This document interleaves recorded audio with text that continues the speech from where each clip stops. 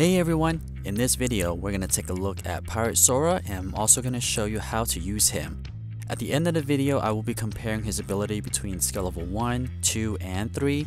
In a future video I'm also going to compare skill level 4, 5, and 6, so stay tuned for that. But let's go ahead and take a look at Pirate Sora.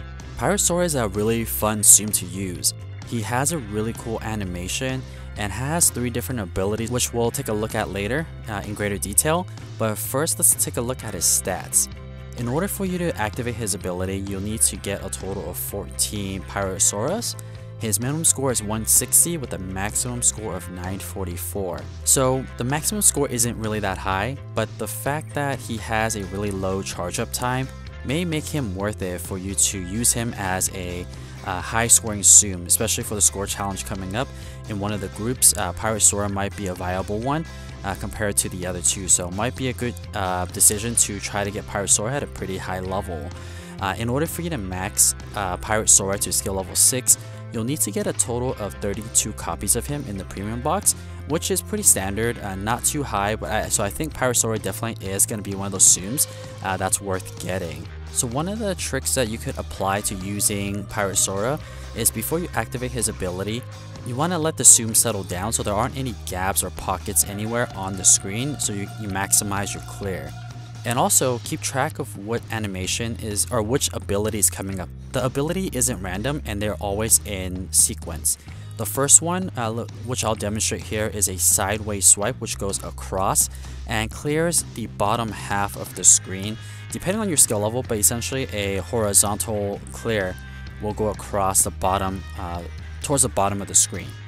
The second ability consists of 3 Trident-like that drops down from the top to bottom, and it clears both the sides and also the center.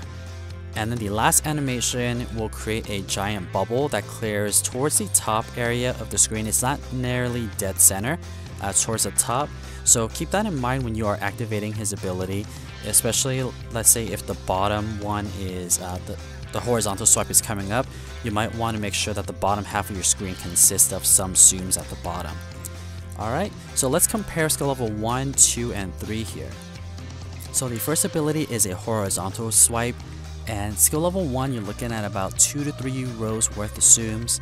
Skill level 2 you get pretty consistent of 3 rows, and skill level 3 you get about 3 to 4 rows, which is pretty good because that's pretty much half the screen already at skill level 3. So this first ability is pretty good even at skill level 3. And let's take a look at the chain. So skill level 1 you get 17, skill level 2 you get about 20, and skill level 3 you get 25. So not too bad, and they also generate a bubble at the very end as well. So let's take a look at the second ability, which is the Trident that drops from top to bottom. And it clears the left side, right side, and also center. So you can look at the radius here. Skill level 1 you get about 1 to 2 rows, and pretty similarly for skill level 2 as well. And skill level 3 you could get between 2 to 3. I found that this one doesn't make a huge difference between skill level 1, 2, and 3. And you could tell here the chain that it makes, that they're 2 and 3, skill level 2 and 3 are pretty similar, and after multiple attempts this is pretty consistent. Even though skill level 1 has some gaps in between, the numbers are pretty consistent. But the cool thing about this particular ability is that it generates 3 bubbles. So after the animation it does have those 3 bubbles, which allows you to quickly jump into another ability right off the bat.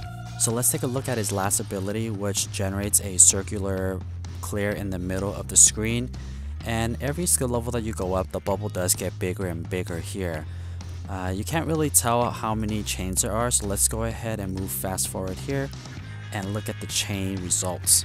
So at skill level 1 you could get a chain of 17, skill level 2 you get 21, and skill level 3 you get 25, which is pretty good for a skill level 3 Zoom. So the last thing I want to look at is his earning potential. So at the end of these games I was able to get these results here, and not really great for coins, but it's pretty impressive for points, for score wise, that they're not too bad. Especially if you are playing consistently and playing pretty fast, you could definitely get better results than I did here.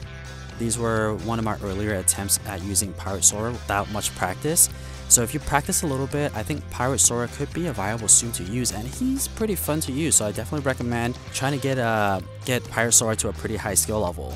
So that's pretty much it for Pirate Sora. Again, stay tuned for a future video where I compare him at skill level 4, 5, and 6. If you haven't subscribed yet, please hit that subscribe button for some soon good luck, and as always, thank you guys so much for watching.